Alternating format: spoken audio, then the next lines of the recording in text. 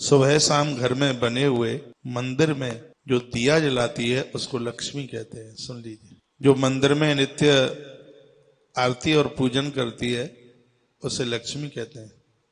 जो घर से कभी किसी को भूखा नहीं जाने देती उसको लक्ष्मी कहते हैं।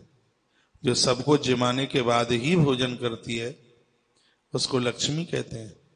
और अपने ससुराल की बात किसी को नहीं बताती, ऐसी नारी घर को स्वर्ग बना देती है। जो देवी लक्ष्मी रूप है उसे भी पुरुषों को चाहिए कि उसकी भी सुन लें। साक्षात भगवती तुम्हारे घर में रह रही है, थोड़ी उसकी भी आवाज सुन ली जाए। जहां घर में नारी लक्ष्मी बन के रह रही है और जिस घर के पुरुष उस नारी का आदर करते हैं, मां लक्ष्मी नारायण को छोड़ सकती है, लेकिन वह लक्ष्मी कभी तुम्हारे घर को छोड़ करके नहीं जा सकती।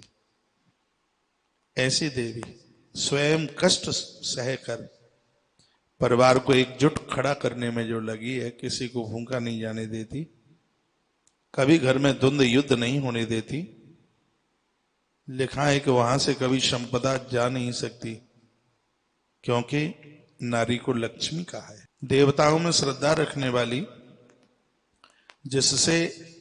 जिसके अंदर सेवा भाव है, क्षमाशीलता, दानशीलता, बुद्धिमान और दयावान, कर्तव्यों का पालन करने वाली नारी साक्षात लक्ष्मी का रूप है।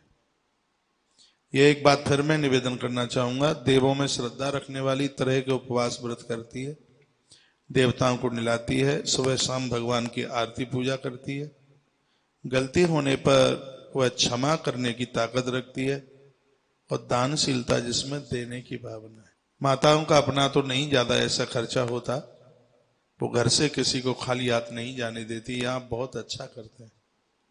कभी कभी तो आप कहते हैं महाराज जी हम चोरी छिपके दे देते हैं, क्या कोई गलती है? कोई गलती नहीं, बहुत बड़ी साहूकारी है। आप अपने लिए तो कुछ कर ही कहाँ रहे हैं। आप तो जो कर रहे हैं वो परहित में कर रहे हैं, परमार्थ में कर रहे हैं।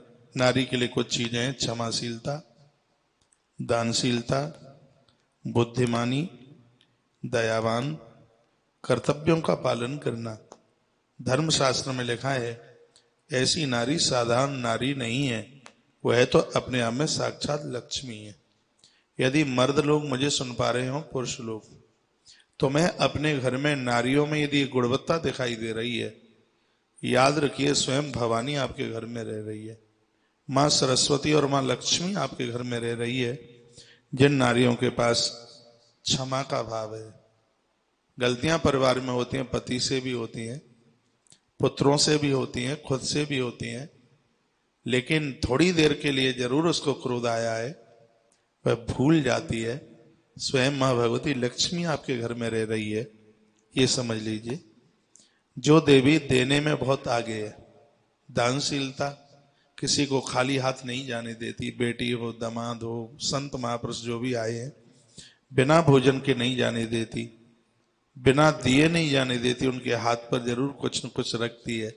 उसके बटुआ की चैन देने के लिए हर समय खुली ही रहती है।